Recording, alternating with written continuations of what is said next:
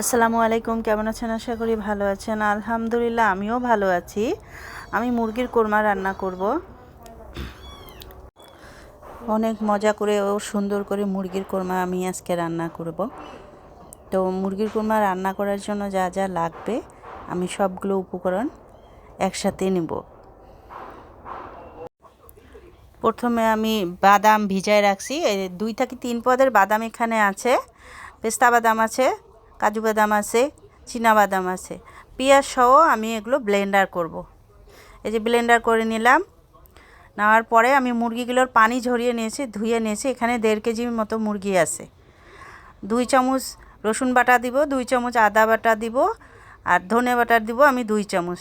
দেওয়ার পরে লবণ দিব, মরিচের গুঁড়া দিব, একটু ঝালের জন্য, আর টক দই দিয়ে আমি সুন্দর করে মাখিয়ে রাখবো। আর এই যে ব্লেন্ডার করা বাদাম, পেঁয়াজ সব কিছু দিলাম, 1 চামচ লবণও দিয়েছি। দেওয়ার পরে সবগুলো মাখাবো, ভালো করে মাখাচাকা করে সুন্দর করে আধা ঘন্টার জন্য আমি এগুলো রেস্টে রেখে দেব।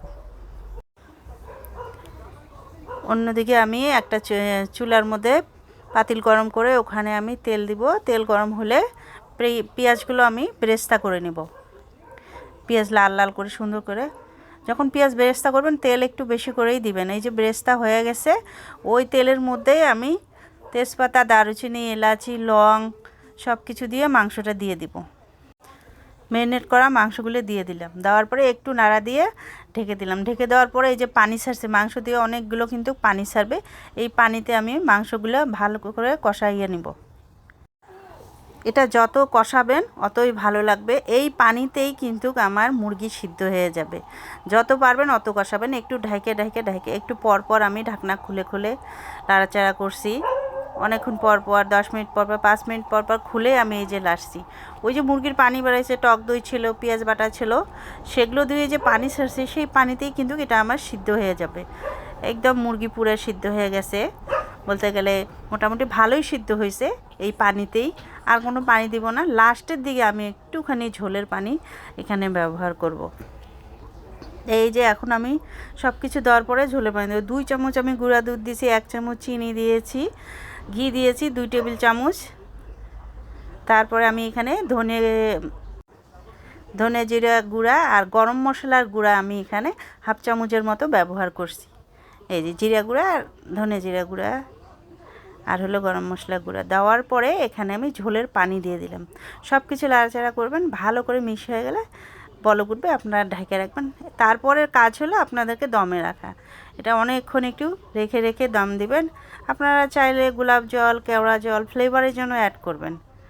আমি করি নাই, আপনারা করবেন। এখন এটা আমি দমে রাখবো। আস্তে আস্তে আস্তে আস্তে অনেকক্ষণ করে ভালো করে নাড়ে দুধগুলো, আমি যেহেতু গুঁড়া দুধ, একটু ভালো করে নাড়াচাড়া করবেন, তাহলে সুন্দর মতো আপনার সেট হয়ে যাবে। তারপর এখানে কয়েকটা কাঁচামরিচ দিয়ে এখন ঢাকনা দিয়ে দিব। ঢাকনা দিয়ে রাখার পর এই যে কোরমা কিন্তু রেডি হয়ে গেল।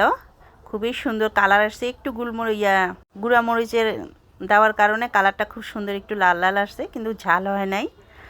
তো এই যে সুন্দর একটু কোরমা রেডি হয়ে গেল, অনেক সুন্দর হয়েছে কালার। এখন আমি বেরেস্তাগুলো দিব, দিয়ে ঢেকে রাখবো। ঢেকে রাখলেই কিন্তু হয়ে গেল আমার কোরমা, সুস্বাদু কোরমা। অনেক স্বাদ হয়েছে খেতে, আর খুবই মজা হয়েছিল কোরমাটা রান্না করেছি, আর অনেক ভালো লেগেছিল। আমার ফ্যামিলিতে সবাই খেয়ে বলছে যে না, অনেক স্বাদ হয়েছে, অনেক মজা করে রান্না করেছি। এটা এতটুকুই। ভালো লাগলে লাইক, কমেন্ট, শেয়ার করবেন। যারা আমার পেজ থেকে দেবেন পেজটাকে ফলো দিবেন। যারা ইউটিউব থেকে দেখবেন আমার ইউটিউব চ্যানেলটাকে সাবস্ক্রাইব করবেন। আসসালামু আলাইকুম।